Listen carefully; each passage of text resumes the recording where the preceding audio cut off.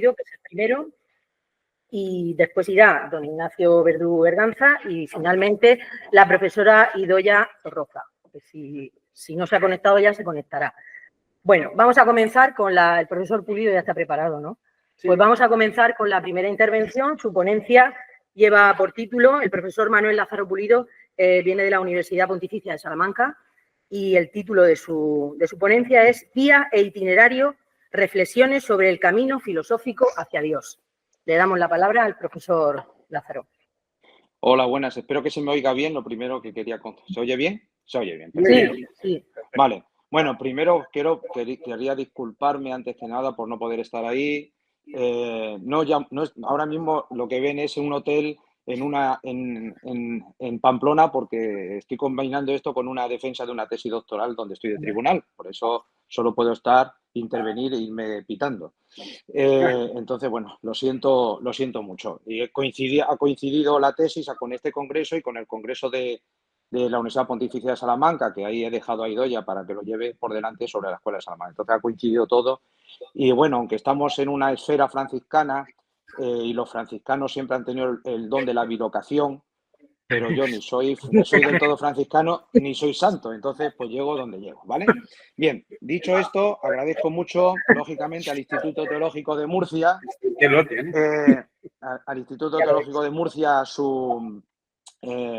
la organización de este segundo encuentro, que en el fondo es la consecución, en cierta manera, de todo ese esfuerzo que se ha hecho desde la Universidad Complutense, gracias a León Florido, sobre los encuentros de filosofía medieval, de la misma manera que a la Universidad de Murcia por el apoyo que ha brindado. Y bueno, simplemente recordar que también todo esto entra dentro del congreso que se va a tener en la Universidad Pontificia de Salamanca del 2 al 4 de octubre sobre Tomás de Aquino, que me ha tocado a mí, yo creo que como penitencia, coordinarlo, ¿no? Porque que a una persona que no es muy tomista le hagan coordinar un encuentro de Tomás de Aquino, bueno, pues la penitencia que tiene que pasar uno y ya está, ¿no? Espero que la resurrección sea después muy grande. Bueno, dicho esto, voy a ir rápido porque no me da tiempo bueno, tenemos 15 minutos, ¿no? Agradezco mucho es decir, he podido ver las 3 intervenciones en un momento dado, aunque después he tenido que dejaros, y he visto la intervención de Valentín, bueno, todas, ¿no? Pero Valentín decía un momento una cosa que era cuando hablaba de la analogía y cómo la analogía se elevaba al infinito y todo esto. Bueno, vamos a ver, voy a ir muy rápido porque tenemos 15 minutos solo.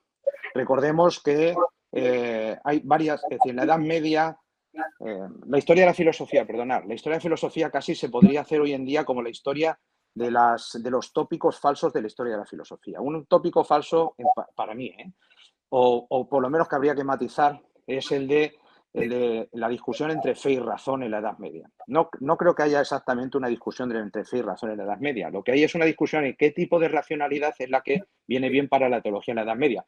Lo que había una discusión era entre los profesores de la Facultad de Artes y los de Teología para ver quién ganaba más dinero y quién tenía más prestigio, pero eso es otra cosa.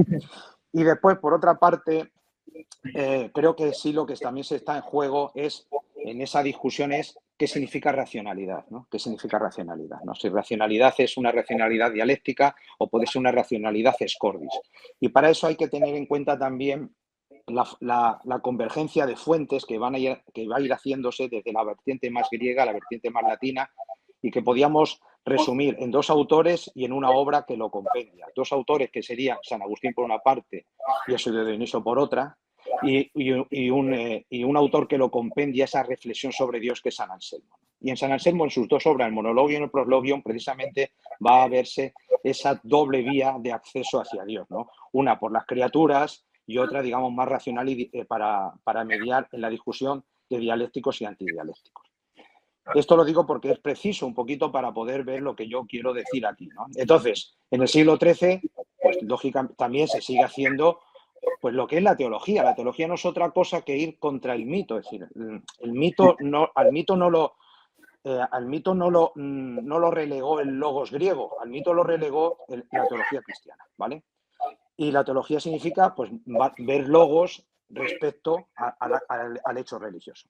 Esta discusión pues, aparece en el siglo XIII, lógicamente, era una discusión interesante, intelectual, potenciadora de la intelectualidad, Y lo podemos ver en, oye, ¿cómo podemos mostrar a Dios, no? Como había hecho San Anselmo. San Anselmo es el autor de referencia del siglo XIII, ¿vale? Es un autor de referencia, no es el más citado, ¿no? En Tomás de Aquino, en la Suma Teológica, el autor más citado es el Pseudo Dionisio, ¿vale? Y en San Buenaventura, pues los tres autores más citados, además, pues, o los cuatro son San Agustín, Aristóteles, Pseudo Dionisio y San Anselmo. Entonces, quiere decir que esto está ahí. Entonces, lo que yo quiero ver es la disputa que existe en el tipo de racionalidad para llegar a Dios, a través de la vía y el itinerario.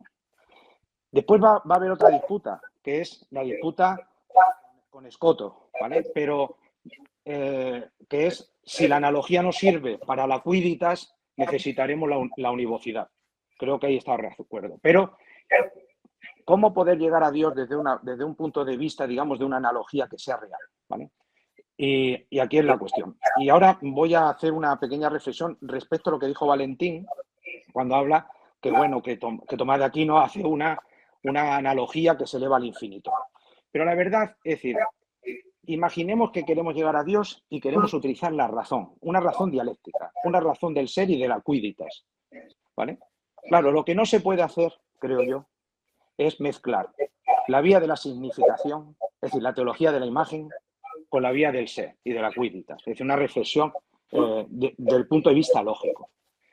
Si usted se quiere hacer una reflexión sobre el punto de vista lógico, pues en la univocitas no queda otra. Pero si usted quiere hacer la otra reflexión, es decir, si yo digo Dios es, el ángel es, el hombre es, el animal es, Pedro Sánchez es, etcétera, ¿no? Pues entonces usted, si habla sobre el ser, no, va detrás de la piedra, ¿no? Es decir, si usted quiere hablar sobre el ser, no queda otra. Pero si usted quiere hacer una metafísica o una reflexión desde la teología de la imagen, una reflexión filosófica, pues entonces puede hacerlo desde una analogía, pero no desde una lógica, digamos, lo puede hacer si quiere desde el monologion, pero desde el prologion va a ser difícil. Y esto yo creo que es lo que la diferencia en parte entre las vías de Tomás de Aquino y el itinerario. ¿Por qué? Porque en el fondo lo que es una discusión sobre la analogía. Imaginemos, es decir, cuando decía Valentín, es que la analogía se eleva al infinito y lo quería justificar, pero la verdad es que la afirmación según la cual la analogía se eleva al infinito pretende expresar y ahora leo, perdonadme, una intensificación cualitativa del discurso analógico, especialmente en contextos teológicos o metafísicos. Pero esta formulación, lejos de esclarecer, introduce una serie de ambigüedades y problemas formales que comprometen el valor cognoscitivo de la analogía misma. Lo podemos ver a un nivel conceptual, lógico y matemático. En primer lugar, la expresión es retóricamente sugestiva, pero conceptualmente ambigua. ¿Qué significa que una relación proporcional como es la analogía se eleva al infinito? ¿Se sugiere una intensificación indefinida en la semejanza? ¿O más bien una distancia insalvable entre los términos? En ambos casos, el principio constitutivo de la analogía, a saber, su capacidad para conectar lo similar en lo diverso, se ve gravemente afectado. Más aún, si el término análogo se eleva al infinito, la continuidad semántica entre los términos se rompe, ¿vale? Ojo, ahora no me estoy metiendo con Tomás de Aquino, me estoy metiendo con la afirmación de Valentín de intentar justificar Tomás de Aquino desde el infinito. Es que ni Tomás de Aquino pensaba así, no era tan torpe, ¿vale? No, Censor lo hizo, ¿vale? Bien. Porque además hay una crítica lógica a esta elevación a la infinitud. Desde una perspectiva lógica, elevar la analogía al infinito implica una ruptura en su función inferencial. La analogía sirve para transferir propiedades de un término conocido a otro desconocido, siempre dentro de un marco de proporcionalidad controlada. Pero si esa relación se desplaza hacia lo infinito, la posibilidad de inferencia se anula, porque ya no hay estructura lógica común ni propiedades transferibles. En otras palabras, el infinito no puede ser simplemente un grado superior dentro de una misma categoría, sino que representa una ruptura de escala que impide toda transitividad. Y si no hay transitividad, la analogía ya no conecta y por lo tanto se disuelve el vínculo lógico entre los extremos. Pero además hay una crítica matemática. Desde el punto de vista de la metamatemática y la teoría de los modelos, una analogía puede ser entendida como una forma débil de homomorfismo parcial entre estructuras, una correspondencia entre elementos que preserva ciertas relaciones. Al introducir el infinito como término sin especificación formal se incurre en una inconsistencia semántica. El infinito como concepto formal debe ser definido dentro de un sistema axiomático, como en la teoría de conjuntos o en la lógica de predicados con cuantificación infinita. Utilizarlo como un operador informal, como ocurre en la expresión la analogía se eleva al infinito, rompe la posibilidad de modelización estructurada y se introduce un término que escapa a toda interpretación coherente dentro del lenguaje objeto, incurriendo en un error categorial al mezclar niveles de discurso, lenguaje objeto y metalenguaje sin distinción. Por lo tanto, es muy difícil. Vale. En definitiva, la afirmación, la analogía se eleva al infinito puede tener un valor expresivo místico muy interesante, pero desde una perspectiva racional, lógica y formal anula la función epistémica de la analogía. Vale, bien. Santo Tomás de Aquino no era idiota y, lógicamente, solo tenía el vicio de los arenques, pero aparte de eso era una persona que pensaba bastante bien. Entonces, el pensamiento tomista proporciona un ejemplo paradigmático de un uso racional, prudente y sistemático de la analogía, lo que no significa que esté bien utilizado. Ojo. Entonces, en las vías de Tomás de Aquino, Tomás parte de la experiencia sensible para, como sabemos, para demostrar la existencia de un ser necesario, causa primera, sumamente perfecto, etc. Vale, aquí ya hay un problema, porque claro, lo que me está demostrando, lo que me va a mostrar es que existe un primer motor, pero un primer motor no es un principio originario, pero no originante, es decir, no es creador, ¿vale? Es decir, entre otras cosas, porque habría que ver si efectivamente Aristóteles es realmente un metafísico o un metateórico físico, que sería diferente, pero eso es otro tema de discusión, ¿vale? Entonces, en este sentido, es decir, desde el punto del ser resulta muy difícil, desde el punto del es, no desde Dios, hombre, tal, ¿vale? Entonces, el recurso de Tomás de Aquino a la analogía del ser, que no es, como sabemos, ni univocidad ni equivocidad, sino una proporcionalidad en el modo de ser actual, ¿vale? También da problemas porque se advierte una tensión estructural importante, ¿vale? Es verdad que Tomás no dice nunca que la analogía se eleva al infinito, precisamente porque comprende que esa fórmula aniquilaría su valor epistémico. El lenguaje no puede significarlo absolutamente otro sin dejar de significar. Pero eso no significa que la analogía tomista no tenga problemas. ¿Por qué? En primer lugar, porque la analogía introduce una inestabilidad semántica, que es el problema de la multivocidad controlada. La analogía tomista se ubica entre la univocidad, como sabemos, y la equivocidad. En este sentido, pretende ser una tercera vía, permitiendo que un mismo término, por ejemplo, ser, bueno, sabio, se predique de Dios y de las criaturas con un significado ni idéntico ni totalmente distinto. Desde la lógica, que podemos analizarla hoy contemporáneamente, de la semántica formal, esto plantea un problema de inestabilidad semántica. Si el significado no es fijo, como en la univocidad, pero tampoco es completamente distinto, como en la equivocidad, ¿cómo se puede determinar formalmente el dominio de validez del predicado? Da problemas, lógico. En teoría de modelos no basta con una relación de semejanza, hace falta una función interpretativa precisa, pero la analogía tomista no proporciona una función semántica clara que permite definir el modo en que un término se interpreta en diferentes modelos. Por ejemplo, el modelo criatura versus el modelo Dios.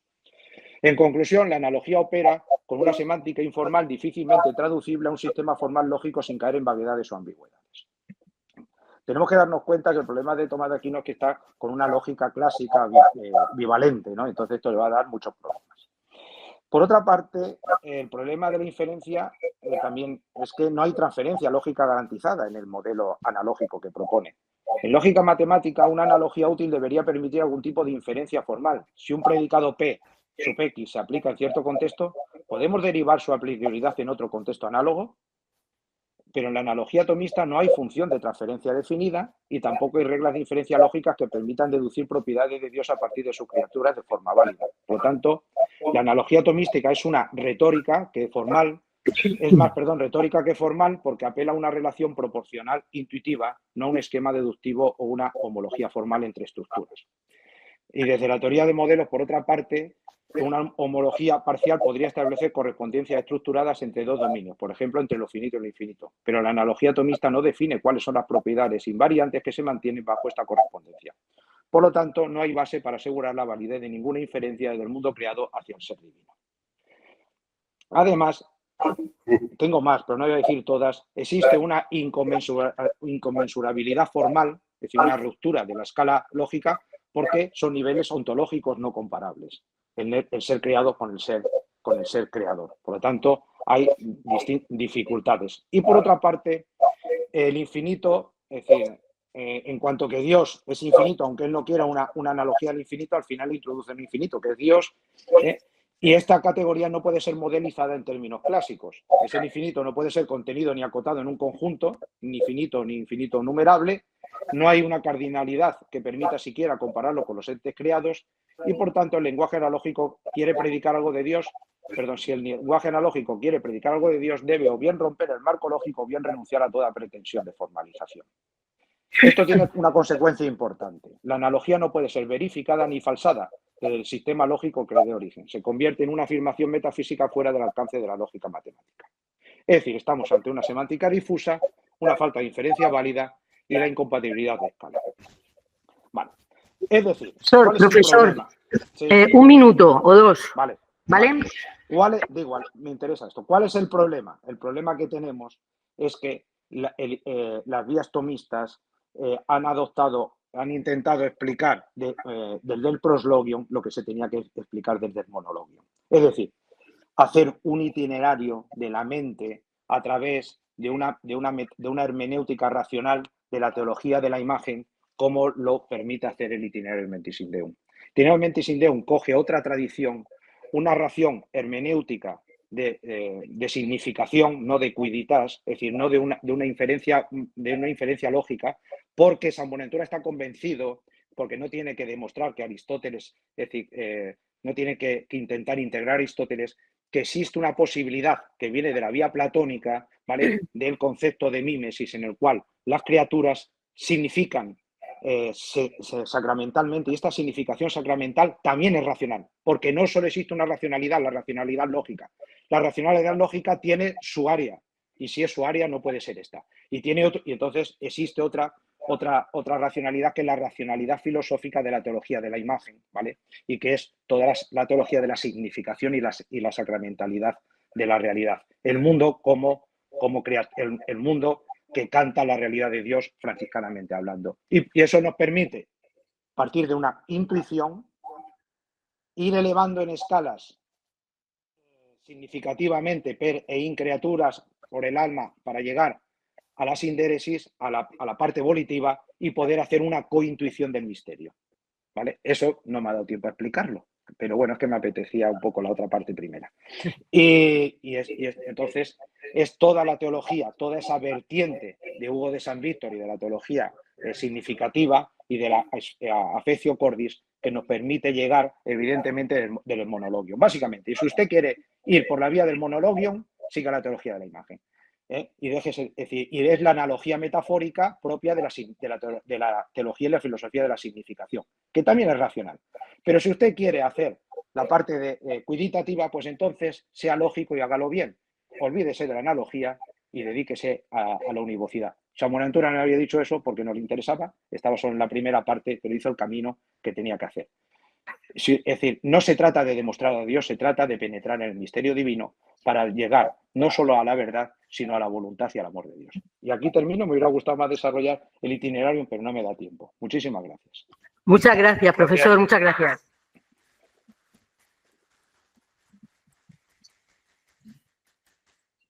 Bueno, ha sido muy interesante y breve y conciso y bien. El profesor Ignacio Verdú Berganza nos va a plantear su ponencia con el título San Buenaventura, lector de Aristóteles. Bueno, dejo los agradecimientos. Venga. Un maestro en teología, de acuerdo con los estatutos de Roberto de Courson vigentes en la Universidad de París, debía haber cursado al menos 6 años de estudios en artes. De hecho, sabemos que fue entre 1235 y 1243 cuando San Buenaventura se formó como maestro en la Facultad de Artes de París. San Buenaventura estudió, por tanto, todo lo que constituía la formación en el trivium y el quadrivium, formación en la que Aristóteles desempeñaba un papel de extraordinaria importancia. Así, en el campo de la lógica se estudiaba su Lógica Vetus junto a la Nova, a lo que se añadían textos de Porfirio, de Boecio, entre otros, pero en la Facultad de Artes se estudiaban también textos controvertidos, como los libros del 1 al 3 de la ética, la metafísica o los libros naturales. Además, sabemos, por el modo en que los usa y cita, que San Buenaventura conoció la física, el tratado sobre el alma, la retórica. Sería una superficialidad lamentable considerar que San Buenaventura, no solo conocedor y lector de Aristóteles, sino admirado seguidor de Agustín, reprueba la filosofía entendida como la búsqueda a la que está invitado, llamado todo ser humano. Incluso sería un desatino defender que el hermano franciscano entiende que la revelación ha mostrado la inutilidad de la filosofía llevada a cabo por los hombres de la antigua Grecia. Pero, por esto mismo, no estaría siendo preciso y fiel a los hechos quien mantuviese que el doctor parisino abandona a Aristóteles en favor de Platón por desconocimiento del primero o incluso por desprecio de sus posiciones. Aristóteles es una autoridad a su disposición como un observador infatigable, perspicaz y realista de las cosas que fue, si bien se le muestra insuficiente para abordar el sentido último de lo real. Es sin duda de ahí que se le estudia en la Facultad de Artes, maestro de lógica y extraordinario naturalista, pero esto, entiende el maestro franciscano, no agota el deseo de conocer del teólogo metafísico, del auténtico filósofo. Y aún así, la admiración que le profesa, en pleno debate frente al empuje y pretensiones de la filosofía aristotélica, le llevará a buscar el modo de entender y justificar sus afirmaciones, él entiende erróneas, y sus aparentes insuficiencias. Dice, de la eternidad del mundo podría excusársele diciendo que entendió esto como filósofo, hablando como naturalista o físico, es decir, que el mundo no pudo comenzar por la naturaleza. Asimismo, el que pusiera la felicidad en esta vida puede explicarse diciendo que aun cuando admitiera la vida eterna no quiso hablar de ella porque no era tal vez de su consideración. Respecto a la unidad del entendimiento, podría decirse que entendió que es uno el entendimiento por razón de la luz que influye, no por razón de sí, porque se enumera según el sujeto.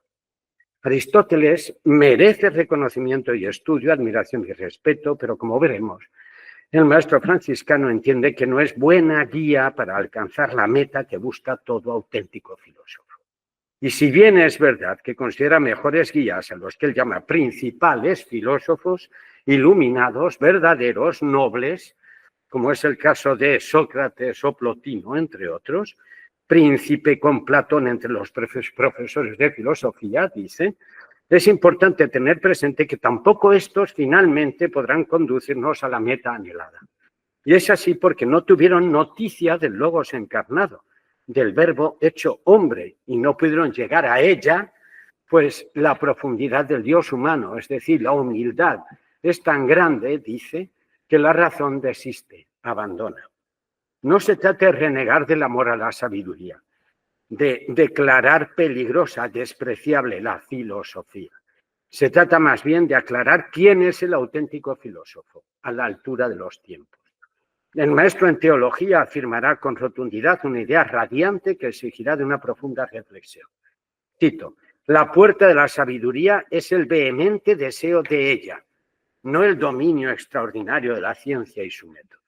De ahí que leamos en el Salmo, abre bien tu boca que yo te saciaré plenamente. Este es el camino por donde viene a mí la sabiduría, por donde entro yo en la sabiduría y la sabiduría entra en mí, del mismo modo que la caridad. Quien no es pues como Daniel, dirá en su itinerario, hombre de deseos, no está preparado en ningún modo para las divinas contemplaciones que conducen al desbordamiento del alma. La tesis de fondo planteada aquí, sumamente grave, es la de que la mente humana no queda satisfecha con lo que es capaz de dominar, aclarar, someter, desactivar con sus poderosos métodos, porque lo que deja bajo su poder y así asimila, es necesario decirlo, no le aporta verdad, carece de vida. El conocimiento al que aspiramos, la sabiduría, no consiste en la aprehensión de un objeto ni en la planificación de un vacío, sino en ser aprehendidos.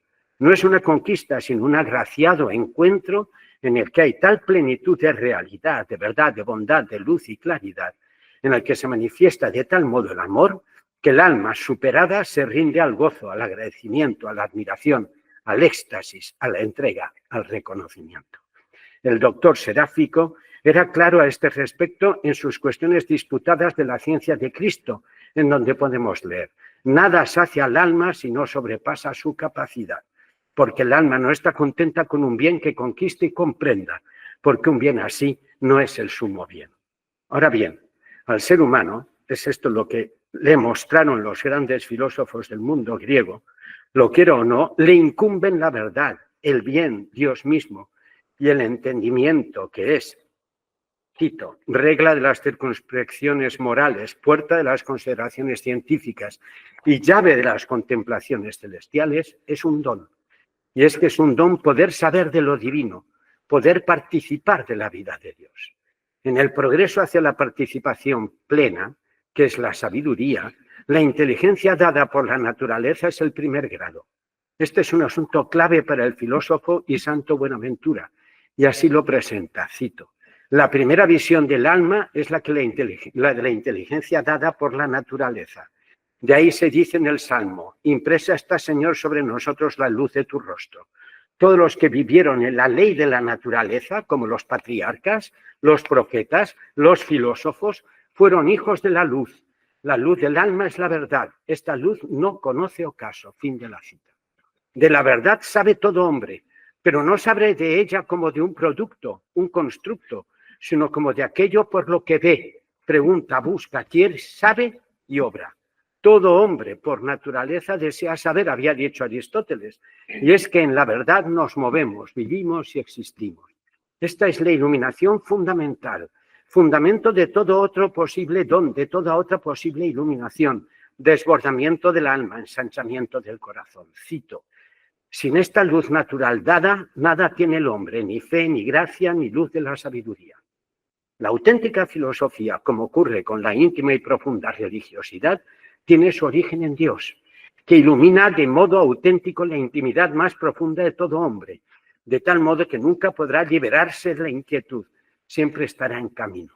El maestro parisino no desprecia, por tanto, a los filósofos iluminados, pues como consecuencia de lo expuesto, cito, los verdaderos filósofos dieron culto a un Dios, hasta el punto de que Sócrates, porque prohibía sacrificar a Apolo, dice San Buenaventura, fue muerto dando un culto a un Dios. Lejos de mí dijo que yo niegue la verdad que he afirmado. Fin de la cita. La luz de la verdad bajo la que se encuentra desde siempre todo hombre, que define el ser del hombre como animal con logos, se manifiesta en la responsabilidad humana primero por reconocer el ser de todo aquello que existe, que es lo que llamamos saber. Segundo, por decir, manifestar la luz. Y tercero, por actuar en acuerdo con ella, vivir en ella. Y a esto han dedicado sus esfuerzos los filósofos, profundizando en los campos de la metafísica, de la física, la matemática, de la lógica, la ética y la política. Por consiguiente, dirá San Buenaventura en sus colaciones, la verdad indica que nuestra mente es llevada por natural inclinación a la verdad, en cuanto que es causa del ser, razón del entender y orden del vivir. En cuanto causa del ser, verdad de las cosas. En cuanto razón del entender, verdad de las voces. Y en cuanto orden del vivir, verdad de las costumbres. La clave estará en indagar en el principio que todo lo origina, que es causa del ser, razón del entender y orden del vivir, en cuanto que causa originante, ejemplificante y terminante, es decir, comienzo, ejemplar y fin. Este es el campo, el inmenso y fascinante campo que ha de trabajar el filósofo. Y no es un trabajo fácil, cómodo, pero a menos que el hombre no se ejercite en el don del entendimiento, dice, no aprovechará en la bebida de la sabiduría. Ahora bien, afirma él que los nobles y antiguos filósofos llegaron a conocer que Dios es principio y fin y asunto clave, razón ejemplar. Pero no fue este el caso de todos, porque, cito, aun cuando todos vieron que la causa primera es principio y fin de las cosas, se diversificaron en cuanto al medio, porque algunos negaron que existen en ella los ejemplares de las cosas, de los cuales el principal parece haber sido Aristóteles, ya que hemos hablado de este asunto, el cual al principio y al final de la metafísica y en muchos otros lugares execra las ideas de Platón. El filósofo, así lo entiende él, el filósofo Aristóteles, elabora una comprensión de lo real en la que no desempeña ningún papel Dios como causa ejemplar, y esto lo ve San Buenaventura como un grave error y por tanto como un peligro. Como teólogo ve claro que esto supone la propuesta de una realidad en la que es imposible, por impensable, Cristo para él. Como cristiano, este hecho le parece la apertura de una puerta que conduce al abismo y como filósofo comprende que nos aboca a la oscuridad y al sinsentido. Tal como lo ve el hermano franciscano, eliminadas las ideas, desaparecida del horizonte de la investigación de lo real, la causa ejemplar, la mente buscará la razón de las cosas, el logos de lo real, en la mente misma, como proponen los sofistas, o en las cosas mismas, estudiando el encadenamiento de causas y efectos, como hacen los naturalistas físicos.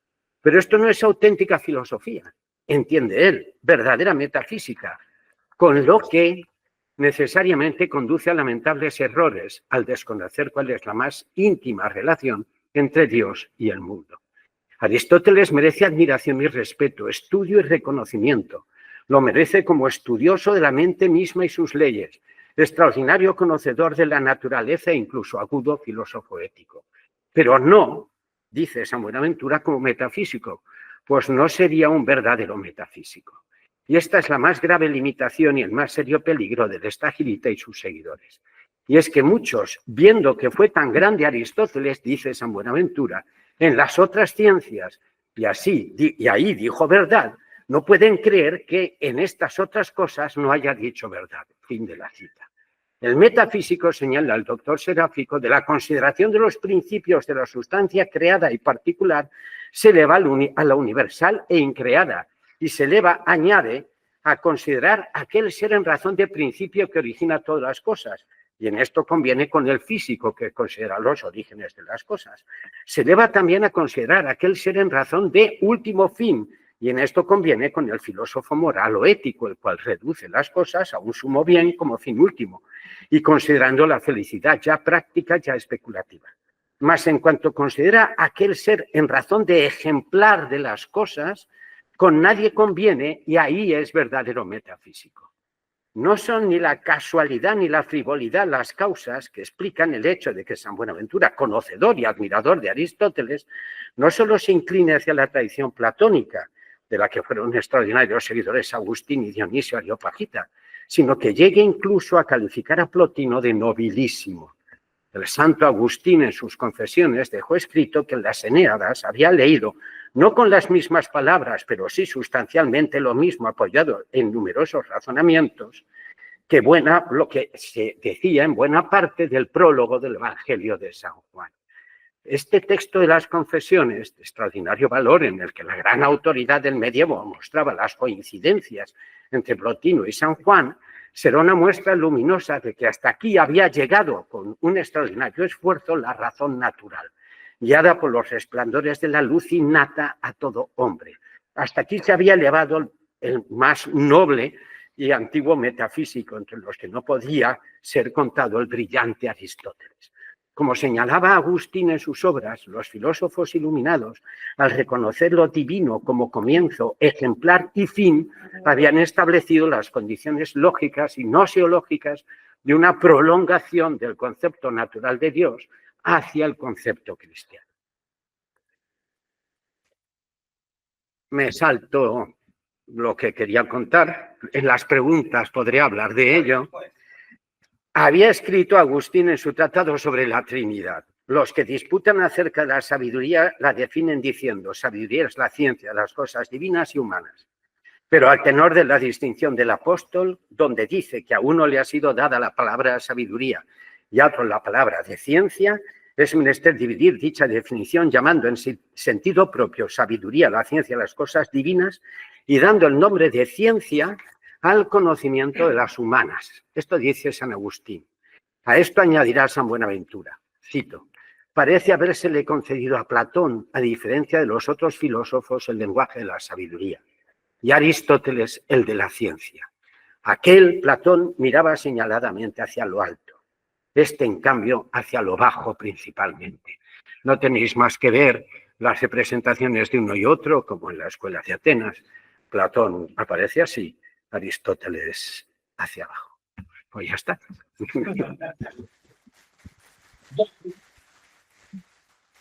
Ahora seguimos en el debate. Bueno, si el profesor Verdú, desde la Pontificia de Comillas, sí, nos ha hecho la ponencia está tan interesante. Ahora tenemos a la profesora Idoia Zorroza, que viene de la Pontificia de Salamanca. Su ponencia es Persona, Libertad y Dominio, Tomás de Aquino y Duns Scoto. Promete también. Muy buenos días. ¿Me oye bien? Sí, sí, sí. Perfecto. Bueno, como sé que estamos con el tiempo muy medido, voy a arrancar a leer la exposición que tengo preparada y lo mismo, si queda alguna cosa pendiente, pues en las preguntas se puede resolver. Bien, lo interesante es que la tradición medieval había llegado a plantear una vinculación particular en el ser humano de dominio y dignidad. Por ejemplo, en Alejandro de Ales, el dominio, que es en el ser humano una realidad participada de Dios, es una realidad necesaria para el ser humano porque deriva de la relación natural y originaria que tiene con la realidad, de la que es fin y en la que realiza su misión mediadora, pues lleva a su cumplimiento a la realidad natural al portarla, al llevarla hasta su origen, como, puedo remitirme a un trabajo previo para omitir esta parte, ¿no? Por ello, ese dominio siempre es un dominio que va acompañado de una particular misión y en la que se refleja la constitución y finalidad específica del ser humano, su dignidad y su función. En Ales, tanto el dominio común sobre los bienes como la apropiación son de ley natural, distinguiendo en ella tres niveles, el de lo debido, lo necesario, lo bueno, es decir, lo adecuado, ajustado al estado de naturaleza íntegra o perfecta, o lo ajustado al estado de naturaleza caída, y lo justo en la necesaria comunicación y comunidad que marca la relación del ser humano con los bienes, con los otros y con Dios. Me voy a saltar lo que tenía de Alejandro de Ales para ir ya al centro del trabajo, que es comparar el acceso a este tema en dos autores, el propio Duns Scoto y Tomás de Aquino, dos autores que en sus diferencias en planteamientos metafísicos, museológicos o antropológicos van a tener una influencia significativa en esta cuestión a partir del siglo XX, puesto que tomamos como punto de referencia para, desde él, ver la aportación de ambos autores, el pensamiento de Francisco de Vitoria, quien nos advierte del espacio que se genera a partir del siglo XIV sobre la cuestión del dominio tratada por los distintos maestros sentenciarios. Bien, en la estructura de la sentencia parecería lógico pensar que el tema podría darse en relación a la discusión sobre la realidad, la libertad, los actos humanos y el pecado que Lombardo desarrolla en el libro 2. Pero no fue allí, sino en el libro 4, dedicado a los sacramentos, donde los teólogos comenzaron a incluir los extensos tratados de moral y en particular una reflexión sobre el dominio. Vitoria lo menciona al comienzo de su comentario a la cuestión 62. En las sentencias no hay un lugar claro donde tratar lo relativo a la justicia. Aún más, en un momento de realidades cambiantes, la dirección moral ante circunstancias, medios y modos de vida nuevos era una exigencia a la que el teólogo debía dar respuesta. Y es en la distinción 15, libro 4, en el marco del tratamiento de la penitencia, en que se aborda una cuestión concreta de ella, donde los comentadores empiezan a elaborar las cuestiones jurídico-morales que sumistas y canonistas trataban en otros lugares. Por ejemplo, en la Suma Angélica, Castro Inconscientia de Ángel de Clavasio, se estructura alfabéticamente. También la Suma Armilla de Bartolomé de Fumo, y en Bartolomé Saxoferrato, por ejemplo, el tema del dominio aparece tras la pregunta ¿qué es, por tanto, dominio? Los maestros sentenciarios por necesidad, a propósito de una afirmación en el Tratado sobre la penitencia, al hablar de la restitución, dice Vitoria, porque no encuentran otro lugar mejor donde hacerlo, desarrollarán aquí la cuestión del dominio y la propiedad. Es cierto que Tomás de Aquino luego lo trasladará en su suma al Tratado de la Justicia como virtud, la segunda cuestiones 57 a 122, dentro del Tratado Moral, donde se da la ordenación de la acción humana a su origen y fin, en el momento en el cual Vitoria va a realizar una segunda modificación metodológica que ahora no voy a desarrollar. Efectivamente, en las sentencias de Pedro Lombardo se van planteando en los comentarios estas sentencias a lo largo de la distinción 15 que Dios no juzgará dos veces por lo mismo. Por tanto, los que han sido castigados no serán castigados después. Abordando con San Jerónimo la penitencia terrenal de Cristo, la necesidad de la satisfacción para cumplir la penitencia, a propósito de la cual se habla de limosna y misericordia, que no satisfacen por sí solas. La verdadera penitencia que destruye el pecado y la necesidad de restituir lo injustamente tomado o retenido según la justicia es necesario para que haya verdadera satisfacción. Cito: en efecto, uno sustrae incluso frente a otro una cosa que no puede restituir, como un ojo o la vida o algo semejante. Y sin embargo, si se arrepintiera del pecado con el propósito de la conveniente satisfacción, consigue el perdón. Por lo cual, y eso es lo que quiero subrayar, que nadie piense que quien ha sustraído injustamente algo ajeno que puede devolver, puede arrepentirse de aquel pecado y conseguir el perdón si no restituye lo sustraído. Por eso, hasta que la cosa por la que se ha pecado no se restituya, si es que puede ser restituida, no se hace penitencia, no hay arrepentimiento, sino fingimiento. Fin de la cita. Sobre este punto, los comentadores, por ejemplo, Tomás de Aquino, trataron varios temas. En el caso de Tomás de Aquino, en el comentario a las sentencias, plantea 4 cuestiones. La satisfacción misma, dedicando solo el artículo 5 a preguntar si la restitución es parte de la satisfacción. ¿Cómo el hombre puede satisfacer haciéndolo con la limosna? Cuestión 2. Con el ayuno, cuestión 3. Y con la plegaria, cuestión 4. Por tanto, de todo el comentario a la distinción 15, Tomás de Aquino la aborda en solo un artículo dividido en 4 subcuestiones. Primero, si la restitución es parte de la satisfacción. Segundo, si no es siempre necesario restituir. Tercero, si solo restituye quien se apropió de lo otro y cómo. Cuarto, a quién de hacerse la restitución, concluyendo al problema 4, que restituir es constituir nuevamente a uno en la posesión de una cosa suya. Y así es evidente que la restitución debe hacerse a quien ha sido privado de lo suyo, sin centrarse en este lugar sobre el sentido de dominio, aunque queda claro que la restitución se hace a quien ha sido privado de lo suyo. Previamente a Tomás de Aquino tampoco se daba este desarrollo. Pensemos, por ejemplo, en el citado Alejandro de Ales, en su glosa in 4 libros sententiarum. Bueno, voy a saltar aquí una descripción del libro, pero ese gran trabajo sistematizador por parte de un autor que fue el que consagró el comentario a las sentencias como método o como libro para la enseñanza teológica.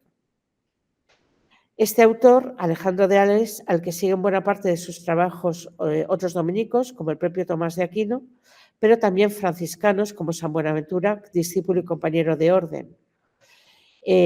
Sin embargo, no encontramos en Ales un desarrollo del dominio en cuanto a propiedad con los desarrollos teológicos jurídicos del tema, que sí se harán a partir del siglo XIV, donde con ocasión de la restitución se van a elaborar extensos y complejos tratados de justicia conmutativa, donde el teólogo incursiona en precisos problemas de alcance moral y jurídico.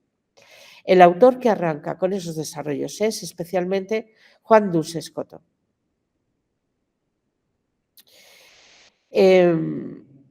No lo encontramos desarrollado en el libro de las sentencias de San Buenaventura, tampoco en Pedro de Palou, un dominico muy utilizado como referencia y que pertenece al siglo XIII y XIV. Bien, Duns Scoto le dedica 4 cuestiones, de las que la segunda, tercera y cuarta se centran en cuestiones relativas a la justicia, especialmente en lo que es el daño al otro en sus bienes externos, cuestión 2, corporales y espirituales, cuestión 3, o su fama, cuestión 4. Son, en adición crítica, 16 páginas para la primera cuestión, 38 para la segunda, 10 para la tercera y 7 para la cuarta. Es la segunda cuestión, la más extensa con diferencia, en la que Duns Scoto se detiene para estudiar las cuestiones relativas a la justicia conmutativa y sus infracciones bajo el esquema siguiente. Primero, ¿de dónde surge la división de los dominios de manera que se pueda decir que esto es mío y eso tuyo? Porque el dominio es el fundamento de toda injusticia al retener lo ajeno y de toda justicia al restituirlo.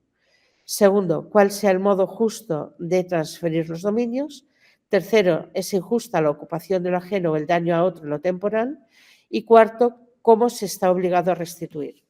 Se hace un cuadro sobre las formas justas de trasladar los dominios y, por tanto, la injusta ocupación de lo ajeno en los contratos de alquiler, permuta, compraventa o cambio, con una atención particular a las prácticas usurarias.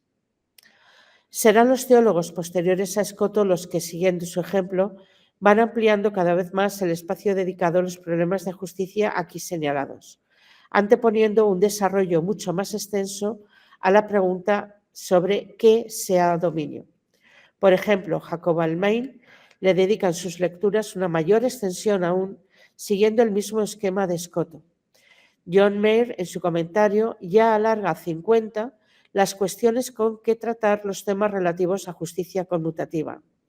El Papa Adriano VI e incluso autores como Conrado de Summerhart, el dominico Juan Nieder, Bernardino de Siena, entre otros, hacen de las cuestiones de justicia conmutativa un tema particular. De hecho, Conrado de Summerhart es famoso por dedicarle todo un enorme libro, ¿no?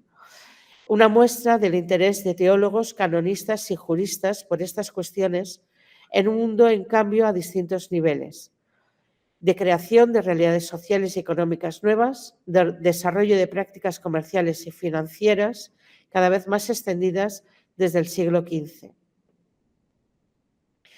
El silencio relativo de Tomás de Aquino en sus comentarios a las sentencias cambia cuando redacta de manera más sistemática su Suma Teológica. En ella, el Aquinate dedica la segunda pars a la marcha del hombre hacia Dios, un movimiento que realiza como imago Dei porque Dios es su fin y a él accede a través del obrar voluntario, que tiene en sí su propia regla. Y también a la ayuda y guía externa de esta acción, que son las leyes, los dones y la gracia, como don sobrenatural, trabajando detenidamente las cuestiones, en particular a la justicia, a la que le dedican desde la cuestión 57 a la cuestión 80. La novedad que aporta Tomás de Aquino en esta segunda pars es fundamentalmente subrayar el carácter activo del ser humano, destacándose que cuanto más imagen, es decir, cuanto mejor usa de las facultades con que está constituido, cuanto más compromete el hombre su libertad, más cerca se encuentra de su origen o más lejos ha avanzado para llegar a su fin. Y el centro de toda esta segunda parte de la suma se encuentra en que, cito, cuando decimos que el hombre ha sido hecho a imagen de Dios, entendemos por imagen un ser dotado de inteligencia, libre albedrío y dominio de sus propios actos. Por eso, después de haber tratado del ejemplar de Dios, dice Tomás de Aquino, y de cuanto produjo el poder divino según su voluntad, nos queda estudiar su imagen, es decir, el hombre como principio que es también de sus propias acciones por tener libre albedrío y dominio de sus actos. Recapitulando lo visto hasta ahora, en el manual, que era el medio de enseñanza, investigación y docencia de la teología desde el siglo XII, las sentencias de Pedro Lombardo, no se encuentra un lugar claro donde poder abordar las cuestiones morales de tanto interés para teólogos y filósofos como para juristas y canonistas. Cuando, por cuestiones epocales, este tratamiento era especialmente necesario y exigido a los maestros teólogos, ellos comenzaron a abordarlo apoyándose en una cuestión ciertamente incidental, al hablar de la confesión, el sacramento de la penitencia, la exigencia de restituir lo injustamente retenido cuando esto fuera posible al tratarse de bienes externos.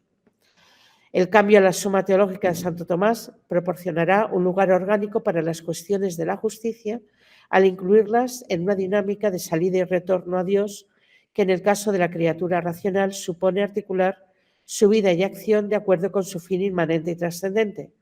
Y en esa dinámica la estructura psicológica de emociones, actos, hábitos, virtudes y vicios. En una forma particular vemos que Duns Scoto ya dedica un tratamiento bastante extenso comparado con los autores anteriores que le preceden a estas cuestiones.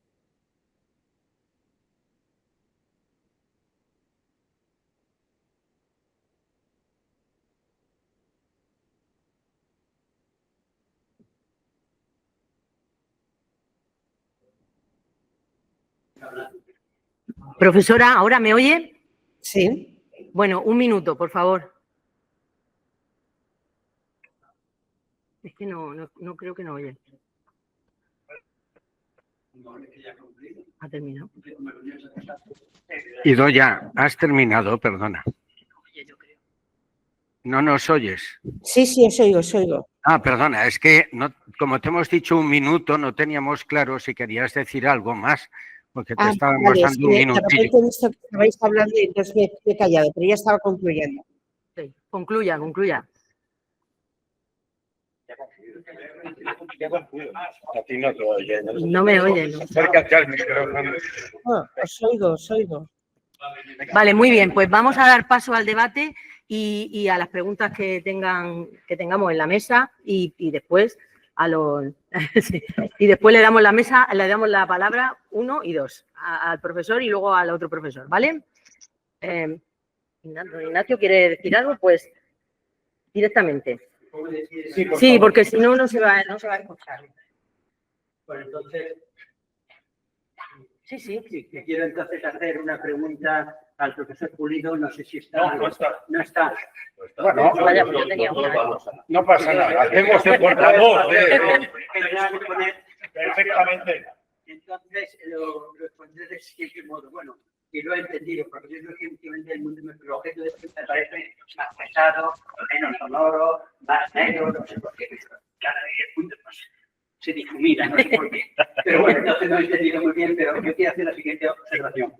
Era criticado, me parece a mí, como punto central de ese itinerario hacia Dios, el problema de la analogía, que no sirve para poder pensar a Dios porque es una forma retórica, que no dice nada y que hay que desecharla.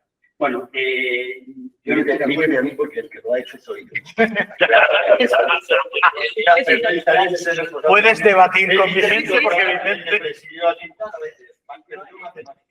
Además, se ha incidido mucho en la lógica simbólica o moderna, o como queramos llamarla, diciendo que no es posible manejar la analogía en la lógica. Bien, entonces yo diría que si algo no funciona entre analogía y lógica, no funciona la lógica. Pues nosotros nos creemos, los modernos, la lógica de Frege es una especie de lógica eterna, porque es una lógica llena de agujeros inconsistentes. Y no me voy a enrollar, no voy a hablar de aquí, pero una cosa tan sencilla como el siguiente, yo soy Marqués, ¿no? Todos los alumnos del profesor de matemáticas, del profesor Marqués, han sido premios Nobel. Es una verdad absolutamente eterna, incuestionable, incuestionable, eso es muy importante. La pregunta sería, ¿y cuántos alumnos de matemáticas has tenido? Ninguno. Todas las preguntas, una lógica que tiene eso, bien, podrá funcionar en otras cosas, pero yo la pongo entre paréntesis. Entonces, cogerte con la lógica fregeana y con la analogía no sirve. Punto, ya, parte positiva.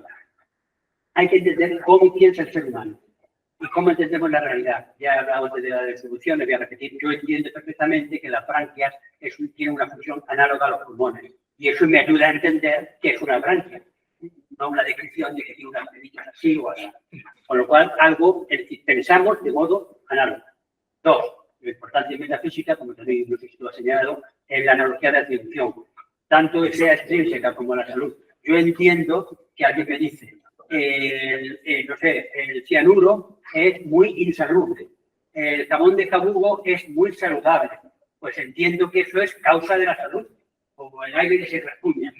Es muy saludable, yo entiendo que eso es causa de la salud y por tanto hay una conexión causal que puedo estudiar y que pienso así, el color de la cara es saludable, el aspecto de una persona saludable, etc. Y además la intrínseca, más todavía, que ahí tienen propiedades reales. Entonces, es decir, que yo no entiendo que el bien del ojo es ver correctamente y que el bien del cuerpo es tener salud correctamente, bien, o el bien del sujeto humano, o éticamente, o lo que sea. Es decir, es que pensamos así. Y por tanto, a la hora de pensar a Dios, tenemos que utilizar todas las 3 analogías fundamentales que podamos. Pero aún es más, también la univocidad. Ya he hablado de la sustancia, ya me callo porque ya estoy hablando demasiado. La univocidad, ya sé que Dios es tan sustancial, está más allá de la sustancia. Pero el que diga que Dios no es una sustancia, se llama una sustancia aristotélica, es hereje. Si no me equivoco, se ha definido que Dios es miaosía. Entonces yo me aparto de modo muy sospechoso de la gente que dice eso, menos dentro del mundo católico. Bueno, que hay que entender la sustancia y todo lo que quieras.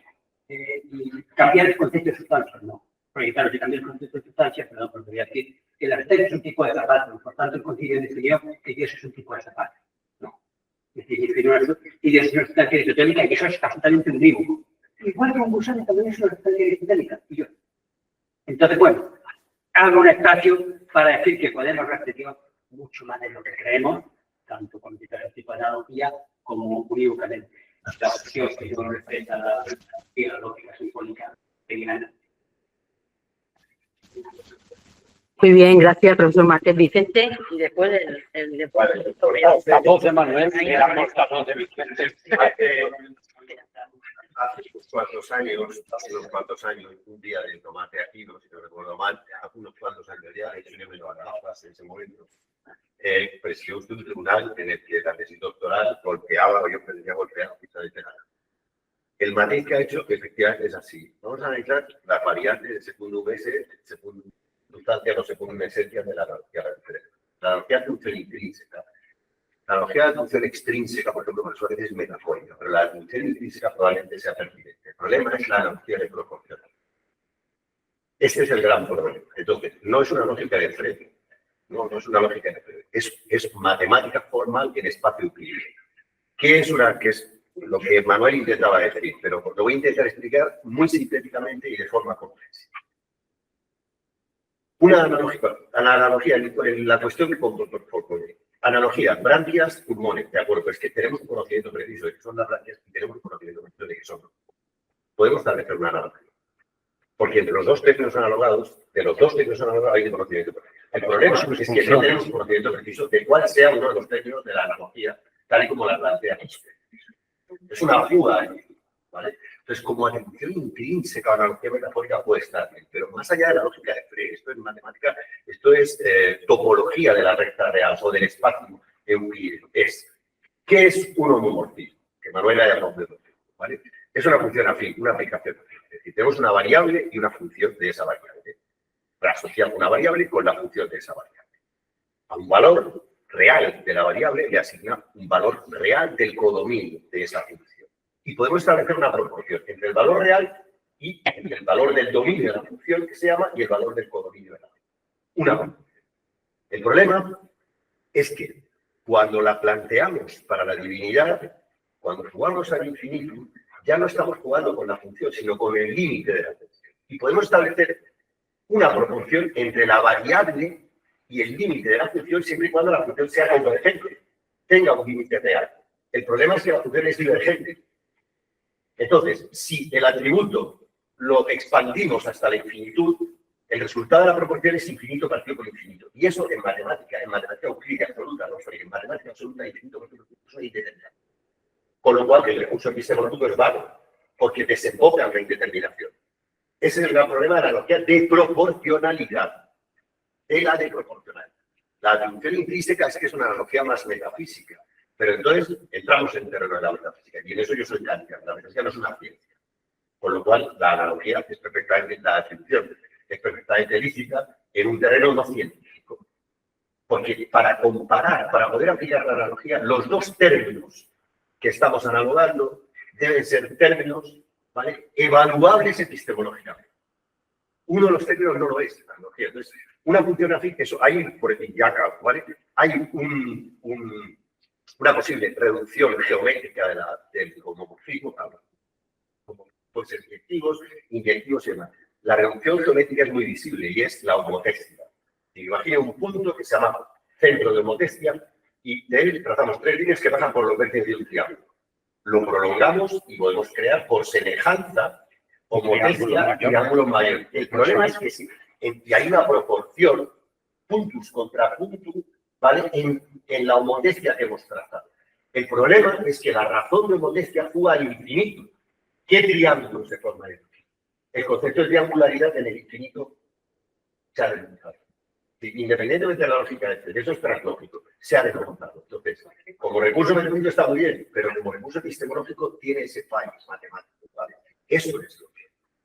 Sí. Y después ya el profesor Polanco está esperando. Muy breve, yo diría lo siguiente. En primer lugar, de acuerdo que la analogía de proporcionalidad es la base del mundo, la eliminan de la metafísica, pero sí para pensar, porque para pensar las diversas cosas del mundo. Bien, concedido. Dos, el tema del infinito respecto a Dios está mal pensado. Yo digo, por supuesto, que Dios es infinito y que la fe que es unidad de infinito, que es un concepto negativo, que es un concepto límite en la matemática, y eso no lo podríamos aceptar. Con lo cual, cualquier proyección que además se basa en la analogía de proporcionalidad al infinito, lo desecho y se acabó el problema. Todo lo que está dicho ya no sirve para nada. Que la metafísica no es una ciencia, bueno, como Kant dice eso, es metafísica y no es ciencia, con lo cual ya no sé, la broma, y decir que si hay la metafísica, la reina es ciencia, y como diría mi amigo Vico, la auténtica ciencia es la metafísica, y las demás son ciencias en la medida en que se le parece. Si hay un conocimiento riguroso, te aseguro que es el principio de no contradicción, por llamarlo así, o lo que es una sustancia, la diferencia entre cantidad y cualidad, etcétera, etcétera. Y entonces, ¿qué quiere decir con esto? Que una vez que entramos en metafísica, tratamos lo que es analogía, tratamos lo que son las conexiones causales, tratamos la teoría causal de las cuatro causas, las conexiones que hay entre la comida y la salud del cuerpo humano, etcétera. Es decir, podemos las conexiones causales y por tanto tener toda una teoría absolutamente sólida en que la apoyamos para vivir, para pensar, para ser seres humanos. Es una ciencia por excelencia. Y puestos así, a continuación hablo de Dios, por supuesto, con atribución, como he dicho, además, extrínseca e intrínseca, porque Dios es causa. Y entonces, además, intrínseca, Dios es ente, yo soy ente, Dios es sustancia, yo soy sustancia, etc. Y además, unívocamente. Ahí está. Sí, ya hemos pasado la unívocamente. Dejamos el infinito, y dejamos la cuestión de la potencialidad y todo lo demás queda el núcleo sólido de la metafísica, que se puede repetir. Bueno, es mi opinión. En cualquier caso, solo he leído. A un público como yo no me puede decir que la metafísica es ciencia. ¿Por qué no? El objeto de la metafísica no es un objeto evaluable, no es un objeto cuantificable, no se puede manejar. Es un discurso racional, pero es un discurso racional dialéctico, es una fuga dialéctica de la razón. No es un discurso racional, ¿no?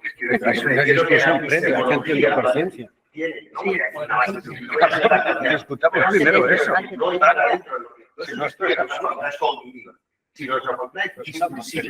Es un logos, pero su metaobjeto sea la apariencia o la ilusión empírica. Bueno, no sé yo si esto es... Yo me dedico a la metafísica, quiero decir. Pero es que conmigo está una tradición milenaria que llega hasta el siglo XX. Vamos a ver, profesores. El profesor Polanco estaba esperando. Ah, perdón, de foto. Sí, uno y otro después. De pie porque si no, no se va a ir. Bueno, muchas gracias a los ponentes. Muy interesante lo que se ha dicho antes de formular alguna cuestión particular en cada uno de ellos. Ciencia experimental, porque la palabra ciencia es una palabra que entra en crisis con la revolución mecanicista y ahí hay que poner en claro muchas cosas. Con sus luces y sus sombras, y esto es decisivo verdaderamente. Esto, bueno, Leopoldo, método científico, con Galileo, método positivo, analítico, todo está en que el grande Galileo y en algunas cosas no, porque Galileo era un escéptico con la probabilidad del conocimiento. Galileo y Kant son, en este sentido, personas que han tirado de la misma cuerda respecto a las autoridades del conocimiento de las cosas. Conciben la ciencia como una limitación, aquellos fenómenos tratables según el modo cuantitativo. Y, por tanto, se introduce una racionalidad que, en el fondo, empobrece la comprensión de la realidad. Y eso es lo que hace el siglo VII.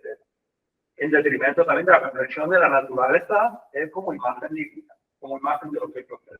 Pero bueno, a Ignacio Verdú, como siempre, sus ponentes son interesantísimas, ilustrativas y con sabor, sapientes.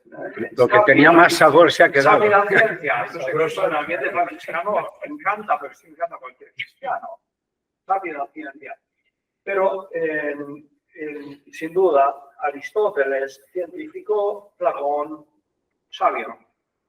Pero hay algo Buenaventura, al que tengo, al que profeso enorme simpatía por muchas razones, espirituales fundamentalmente, que nunca ha entendido, primero, no sé exactamente en qué lugar está este paso y que siempre me ha resultado enigmático y un poco sorprendente cuando emplea la expresión luxuriar y razones. ¿A qué se refiere? El luxuriar de la razón, no sé en qué sentido, porque luego me hace pensar, claro, no se puede pensar de ninguna manera una transposición entre determinados luteranos, en el que yo voy a hacerlo. No, esto no.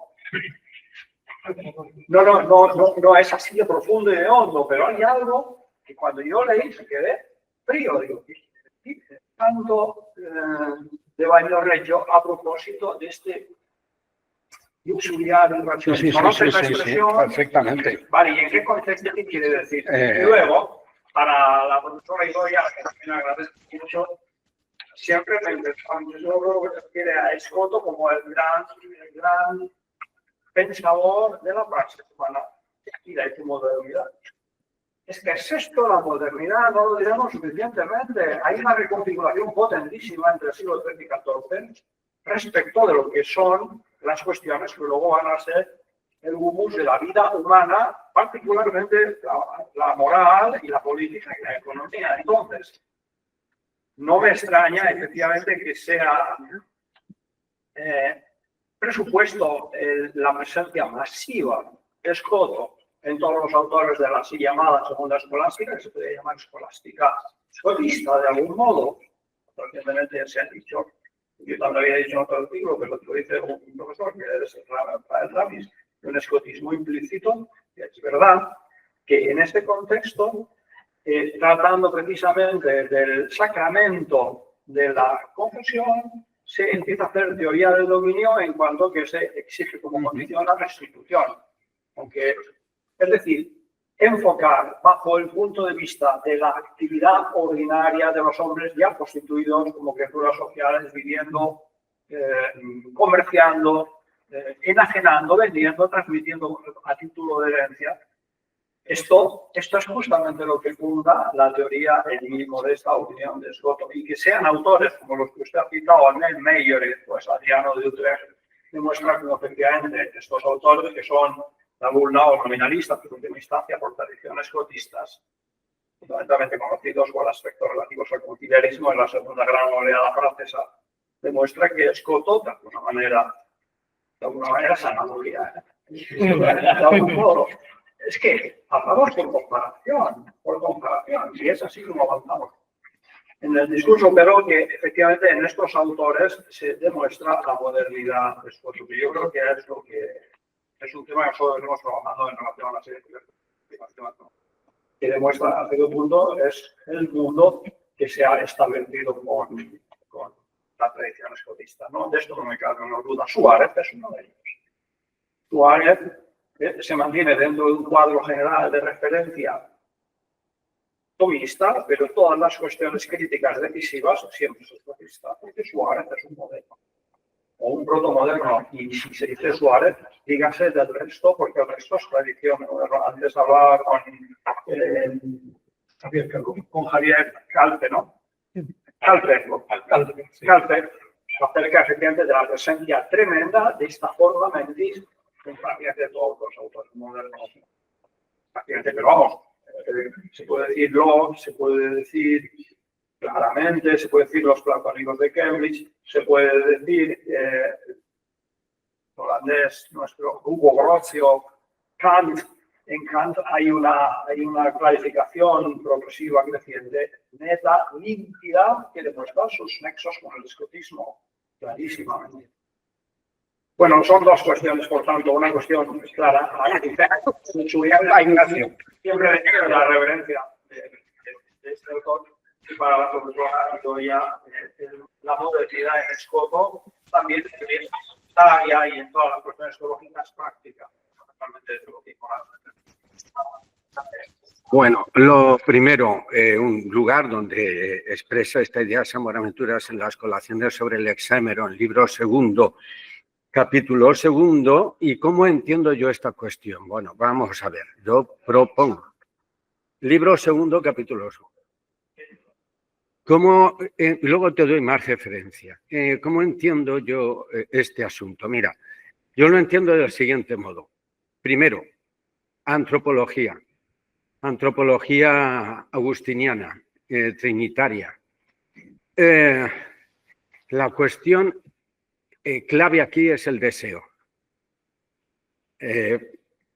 Tienes el conócete a ti mismo. Conócete a ti mismo y reconoce cuál es en verdad tu deseo, el deseo de todos nosotros. Para que haya un deseo, algo tiene que movernos hacia ello. La idea de que te habita más íntimo que lo más íntimo tuyo, la verdad, el bien, la noticia del amor, lo que quieras, como noticia, no como conocimiento. Esto es lo que entiende toda la tradición agustiniana, que había visto muy bien el platonismo con una diferencia clave. Y es que el platonismo se mueve en la lógica griega, entonces lo que entiende es que tú eso lo has conocido, solo tienes que recordarlo, tienes que planificarte de nuevo, vas hacia el lugar del que has partido. Aquí no, tú estás constituido por una relación, de modo que tienes noticia porque estás siendo apelado, estás siendo llamado, y eso despierta en ti un anhelo, un deseo. En el Tratado de la Trinidad, Agustín, libro 9, creo recordar que era, dice en un lenguaje platónico, dice que si no hay deseo no se engendra. Deseo. Y habla de esto, desear para engendrar, dar a luz. Entonces la cuestión es esta. Y entiende que el deseo es del género del amor. Esto luego lo ha tratado San Bernardo de Claraval, que entiende que esto tienes un proceso. Entonces, si no nace en tu voluntad esa especie de deseo y además te inclinas hacia ello, quieres ir hacia aquello que tira de ti, no se va a hacer presente en ti. Y de esto va la filosofía. La filosofía como amor a la sabiduría es en un principio el inclinarte, el consentir, término consentimiento clave en toda esta tradición, a aquello de lo que no puedes escapar, de lo que tienes noticia, lo quieras o no, porque te habita llamándote. Verdad, bien, belleza, amor, justicia, lo divino. De lo que entiendes en Buenaventura habían tenido noticia los nobilísimos, los iluminados filósofos que entiendes son los de la tradición platónica, por la lectura que él tiene de San Agustín, de la ciudad de Dios, donde dice esto con toda claridad Agustín, etc. De modo que lo que entiende San Buenaventura en este sentido es que toda filosofía es teología. Toda filosofía es teología. Y la teología, la filosofía, nace de esta noticia que tienes, que te llama y de eso que se enciende en ti. Y si no hay eso en ti, si no hay ese deseo de ir hacia ello, no hay filosofía. Pero hay un elemento más, y con esto termino. No es solo eso filosofía en esta tradición. La filosofía incluye además, y si no, no la hay, agradecimiento. Yo esto lo quería decir porque si no, no se entiende nada. Si no hay agradecimiento, no hay filosofía en esta tradición, porque juega un papel clave aquí la alteridad. Y por eso es amor. La sabiduría tiene que ver con el amor. La sabiduría tiene que ver con la voluntad. No hay amor si no hay voluntad, no hay amor si no hay libertad. Y no digo más. ¿Vale? Idoia Zorroza. Sí, muchísimas gracias a todos. Espero que se haya oído bien. Y gracias, Leopoldo, por tu pregunta. Bueno, más bien por tu afirmación, porque efectivamente aquí se ve perfectamente que Escoto está muy volcado hacia la reivindicación de la acción práctica, la acción práctica humana. Bueno, pues es un punto de inflexión que va a permitir el desarrollo posterior, ya avance el 14 y el 15, en un ingente desarrollo de estos temas en autores como Conrado o como el propio Mayor. Es decir, ya se hacen libros específicos, ¿no?, donde se desgaja ya toda esta cuestión de la raíz en la que se había planteado, que era el libro cuarto, y se hacen tratados específicos como el de Contractibus de Conrado de Sommerhardt. Sí que me pareció interesante haber visto los dos, sobre todo para señalar cómo los autores que vienen después, especialmente en Vitoria, ¿no?, que vuelve a reivindicar el interés por la acción práctica, o sea, el ubicar la cuestión dentro de una estructura dentro de la estructura de la acción humana práctica, ¿no?, siguiendo el texto de la Suma Teológica, les permite un abordaje mucho más ordenado, ¿no?, de los temas, y precisamente por eso creo que tuvieron tanto éxito y desarrollo, ¿no?, por la nueva ubicación que le propone, a la que además Francisco de Vitoria realiza una segunda innovación metodológica. Quiere decir que ahí me ha gustado este tema precisamente porque se va viendo, ¿no?, que más allá de las escuelas lo que hay es un diálogo colaborativo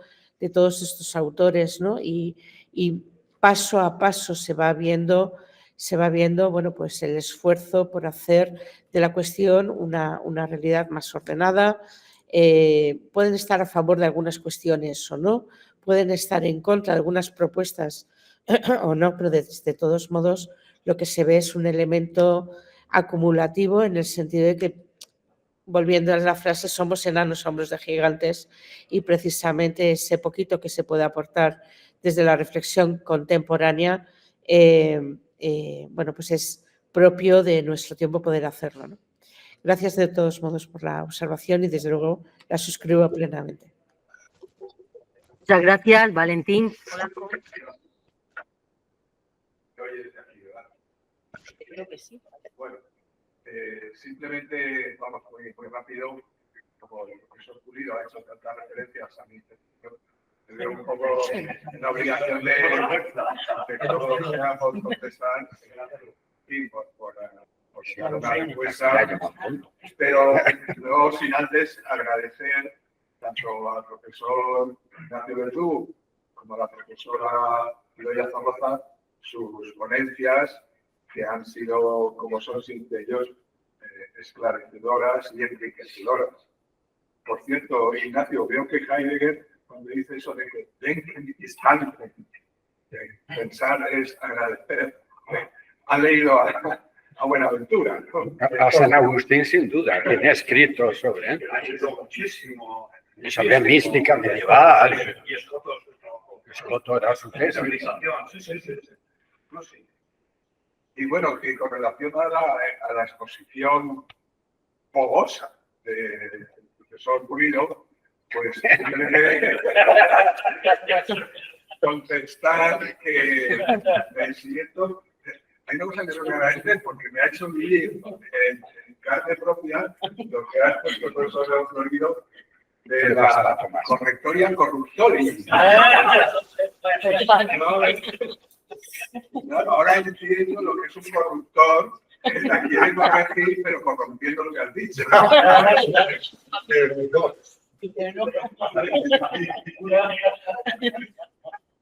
De manera que me siento como Gil de Roma cuando escribe el Defensorium,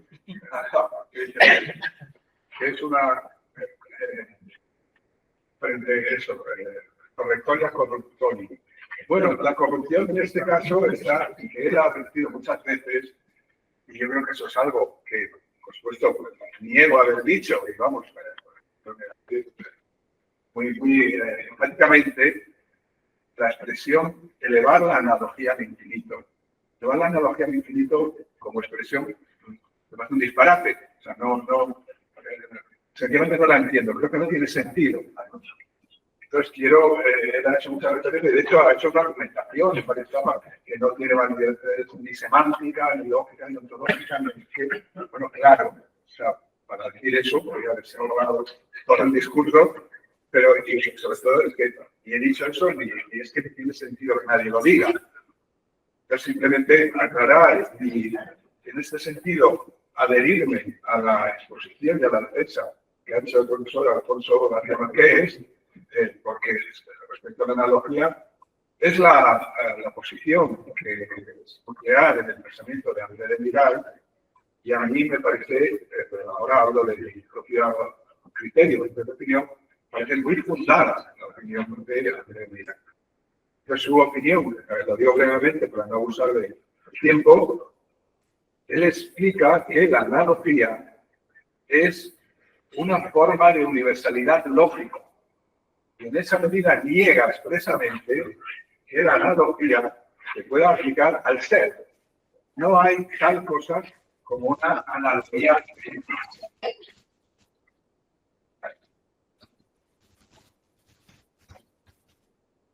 Gracias. Gracias. No existe tal cosa como una analogía entis. La analogía no es una propiedad, ni un carácter, ni una cualidad del ser.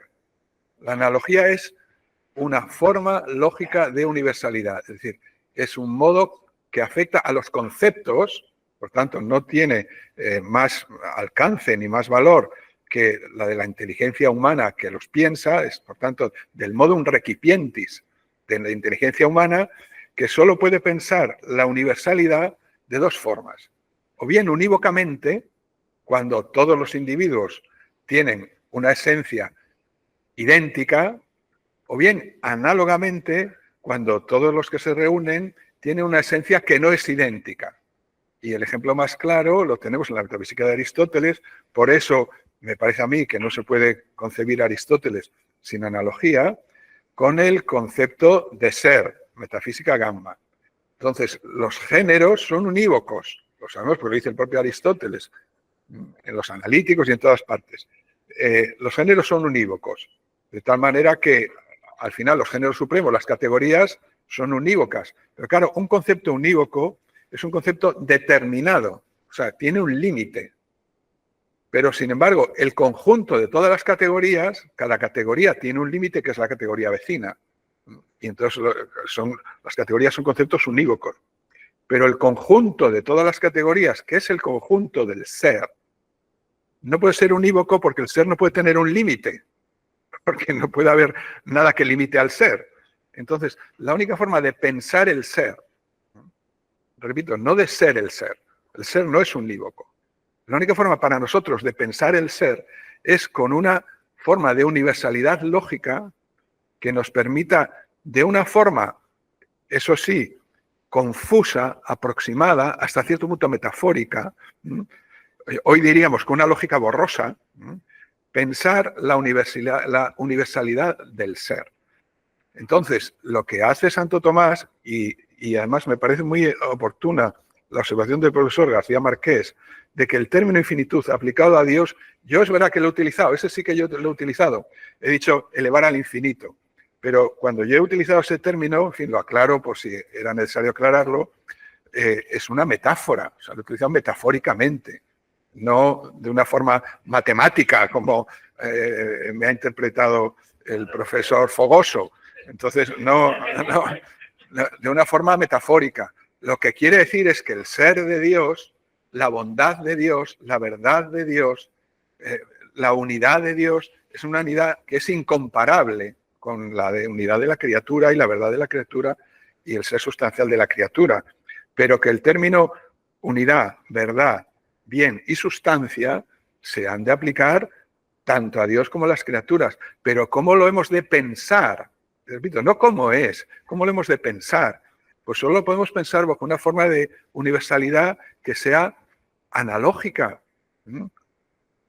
Lo contrario es incurrir en un logicismo, que es lo que hace, yo diría que prácticamente toda la filosofía moderna, pero sobre esto no me atrevo, que es proyectar sobre la realidad las categorías del pensamiento.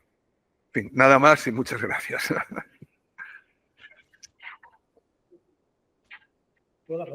¿Sí? ¿Toca?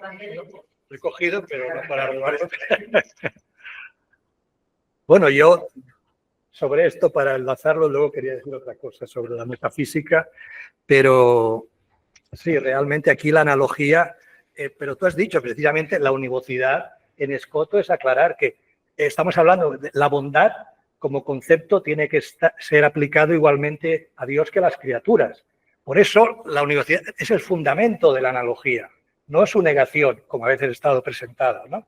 Entonces, para hacer un discurso no ambiguo, no borroso sobre Dios, tenemos que tener claros los conceptos unívocamente para poder hablar con propiedad. Y ahí entonces el ser, más que análogo, primero es unívoco y luego la analogía es una modalidad, es un modo de ser. Y ahí entran los trascendentales disyuntivos. Entonces, ese ser se aplica de un modo infinito solo a Dios y de modo infinito al resto de las criaturas. La bondad, y lo digo por este concepto de infinito, en Dios es infinita, yo no sé esa manía por negar, en Dios es infinita y en las criaturas es finita. Y por eso Escoto, en el de Primer Principio, establece eso, que Dios... ¿Y por qué ese discurso? ¿Por qué la teología tiene que tener ese discurso unívoco? Precisamente por eso, porque para hacer un discurso que no sea ambiguo, ni inestable, que es lo que aquí se ha discutido semánticamente, y que pueda ser, entonces, la bondad desde la modalidad finita, nosotros que no conocemos a Dios en sí, pero a partir de la bondad finita creada, podemos aplicar esas categorías, esos conceptos a Dios en el modo infinito, pero con el mismo concepto, unívoco. El problema del tomismo es que parte del acto de ser, no de la posibilidad. La metafísica escotista es a partir de la posibilidad, como hemos hablado muchas veces con Vicente, ¿no? Y por eso, Todisco, otro autor, no sé si lo conocen, franciscano conventual, insiste mucho en esa cuestión, ¿no? Entonces, no es que neguemos, es que precisamente por eso Escoto decía que es la analogía la que destruye, polémicamente lo decía, el discurso teológico, metafísico, porque se mantiene en esa ambigüedad. Bueno, sí, pero no se puede hablar exactamente de la bondad de Dios en los mismos términos que se habla de la bondad de las criaturas, pero vamos a aclarar los términos, los conceptos unívocamente y luego los aplicamos según la modalidad existencial, ¿no? Según estos trascendentales disyuntivos, y por eso la metafísica es bisagra, ¿sí? Esa ciencia bisagra que construye el discurso si ad intra que ad extra. Y para enlazar con una cosa, sin querer, yo creo que eso aclara bien la cuestión del infinito, que no es ese infinito elevado a la potencia, el infinito matemático, es precisamente esa verdadera trascendencia de Dios que tiene en sí, y ahora quiero enlazarlo con eso, como causa ejemplar, porque aquí es donde está para mí el meollo de la cuestión y la carencia en Aristóteles, desde mi punto de vista. Ahora vamos a ver si da de sí un poco, parece que lo digo rápidamente, porque eso, no hay. Y Lázaro Pulido ya ha dicho, Aristóteles es más un metateórico físico que un metafísico, desde ese punto de vista. No sé si estarás de acuerdo. ¿Por qué? Porque aunque no ha tenido tiempo, porque sé que he leído otras cosas de Ignacio Verdú, y bueno, es que precisamente sin esa causa ejemplar, sin el logos encarnado, como has dicho muy bien, pues ahí, ¿por qué? Porque precisamente para San Buenaventura Cristo es medium omnium scientiarum, o sea, es el mediador de todas las ciencias y por eso la causa ejemplar y también ya como verbo increado. Y por eso los platónicos lo tienen, ese verbo empleado, y por eso tienen todos los ejemplares y todo lo que se puede decir de modo finito. Y por eso podemos hacer esa línea, ¿no? Platónico, agustiniana. Claro, exacto, no, pero te digo entonces, a partir de ahí sí, del verbo increado sí que se puede hacer, ¿no? Porque ahí están todos los ejemplos, y eso es lo que niega precisamente Aristóteles con la ciencia. Sin esa causa ejemplar se caen las tinieblas, como dice San Buenaventura. O sea, la filosofía, los filósofos iluminados, los platónicos llegan a ese verbo increado, causas ejemplares, pero les falta el verbo encarnado, la historia precisamente, ¿no? Toda la contingencia que luego desarrolla mejor Escoto desde el punto de vista, ¿no? Pero ahí está, y por eso, y lo digo ya con máxima provocación, Buenaventura, admirando el aristotelismo de la forma que tú has dicho, pero ven en Aristoteles el peligro máximo, porque es la filosofía más autónoma que se puede hacer sin esa causa ejemplar. Por eso ahí las condenas del aristotelismo nacen de ahí. No nos engañemos, ¿no? El averroísmo latino, porque se va creando ya esa doble verdad. Sí, pero ahí hay que ir a la raíz de la cuestión. Gracias. Solo dos frases. Lo primero, el problema de la infinitud. El problema de la infinitud en Escoto, brevísimo. Lo primero, la criatura tiene límite por su esencia. Esto además lo desarrollo en un artículo justo muy breve aplicando teoría de límites. Límite de esencia más ser. Límite, una suma de límites. Es límite de esencia más límite del ser. Pero el límite del ser es igual al ser. El límite de la esencia es lo que no es igual al ser. Por eso la criatura es limitada, porque entre otras cosas su ser es un ser recibido y eso es lo que la hace limitada quantum ad esse, que dice aclaro esto y solo la infinitud. El problema de la infinitud con Escoto, tengo que defender a Escoto. Para Escoto la infinitud, la disyunción, Escoto no habla por comparación, no conocemos por comparación, conocemos por disyunción, según Escoto. No es segundo un assimilationem, sino segundo un disyuntionem, que es algo distinto, no es analógico. Es el modelo universalista. Y luego, y ya está, solo digo, la infinitas intensiva es solo la singularidad divina, como la ekeitas. La ekeitas se refiere a la natura communis y a lens comune, la infinitud o la finitud. Es como la singularidad.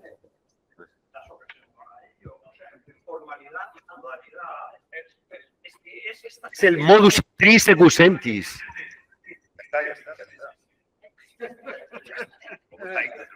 Bueno, bueno, qué interesante debate. Vamos.